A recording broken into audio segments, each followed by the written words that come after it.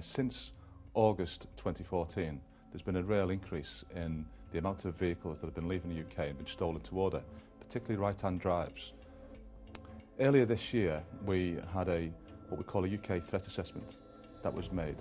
And that's my organisation, the National Crime Agency, actually write this UK threat assessment, and we identify key vulnerabilities and gaps in our knowledge about serious and organised crime. We decided to do a sting operation, and why I call a sting operation is to wait until the next car that's stolen from the UK comes to Mombasa in Kenya and follow it and see who's involved, how it actually moves from Mombasa to Kampala, and then what actually happens in Kampala.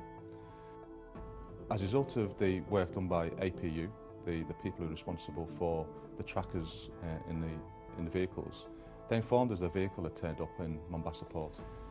So I intervened and I spoke to Neil Thomas from APU Limited, and I said, there's a really good opportunity for us to actually understand how this works. Why don't we let it run and see how this works? But there is a risk, because we may lose the car. But I work with partners in Kenya and in Uganda, law enforcement and security services, who I had a lot of trust and confidence in, and they could manage this and follow the car from port all the way to the marketplace. So fortunately, Neil is also an ex-police officer, so that helps. He understands what we're trying to do, and he took the courageous decision to, okay, let's let this run, because it isn't just about this one car, it's about understanding the bigger picture and actually taking action to actually deal with the threat. So we identified one of the people who was involved in that particular, interested in that particular car, based out of Kampala in Uganda. So that confirmed some of the intelligence that we had, that people in London and in Kampala were responsible for organising this. The car then went through customs control in Kenya, and from our initial inquiries it appears that this is organised crime, that some customs officials were complicit. That vehicle then travelled straight through Kenya, got to the Uganda border, and again we believe that the customs officials were again complicit and allowed that vehicle to go into Uganda. So the car was actually in a container at the time, so we couldn't see the car. But as I say, the tracking equipment alerted us to the fact that the car was in there. They then took that to a bonded warehouse, and then at the bonded warehouse, the car would be held there, and then we understand now from the picture that we have, that people would then be brought to the bonded warehouse, have a look at the car, see if they're interested in it, it would be sold, and that was the marketplace, Kampala.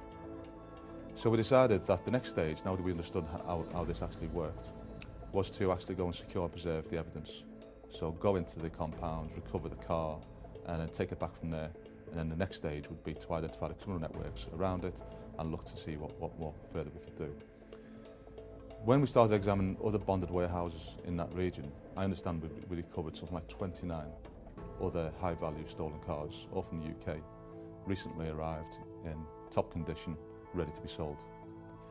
We've now identified a number of other cars that are in the hands of people in Kampala, and we're now looking to also recover those vehicles and repatriate them to the UK, because again this is really important that we actually take the incentive out of the market. The tracker, the equipment that was actually used at the time to locate and then track the stolen vehicles was excellent. I've been involved in law enforcement for over 20 years in a number of capacities, using a lot of technical equipment to track vehicles to this type of work. And the equipment that APU have is excellent. You know, they could tell us exactly what street the car was, when it was moving and everything else. So that was great. That actually meant that we didn't have to be as hands-on, and therefore the chance of being shown out to the criminals is less, because we don't have to be on the ground. We can follow the car. But more importantly, there was the will on behalf of the people who actually have the equipment to do this with us. This wasn't just about recovering the car and putting it to bed. This was actually, let's go after the criminal people, the networks behind this, and help law enforcement to actually deal with it. So it was really pleasing to see, because it must have been tempting to say just recover the car, repatriate it to the UK, and let's not take the risk. it wasn't just about the technology, it was also about the individuals working in APU. Fortunately, the people who've obviously been recruited working for these companies are ex-police officers. That makes my life a lot easier because they understand what we're dealing with and they understand what can and can't be done. They were quite frustrated that they've got the equipment, they can track cars, they can see where they're going, they can see the people who are behind it, and yet the response hasn't been maybe what it should have been in the past from a law enforcement response. So normally I'm based out in Kenya, in Africa. That's where I'm located. I was back in the UK and we decided to come meet up in London, have a debrief. So we came together during this debrief, and I mentioned earlier about the one government approach to tackling organised crime. And again, I used that to encourage people to come together to actually look at all the options across government and with the private sector about what we can do in the future. I was particularly pleased that there we had private sector represented by APU, who provided the tracking equipment. We also had the organised crime coordinator from the Foreign Office. We had people from the Home Office who are very interested in tackling this and understanding what the problems are and what needs to be done. We had people from NAVSIS, the National Vehicle Intelligence Agency. We had people from the National Crime Agency present and the Metropolitan Police. And we all came together to talk about, not just about the debrief, because that was relatively straightforward in relation to this particular case, but what we needed to do in the future, how we can use the technology in future cases, how we can use it in places like Cyprus. Cyprus has got a particular problem, I understand, not covered by my region, but I understand that a lot of cars are turning up in Cyprus, and we could probably identify where the markets are around the world.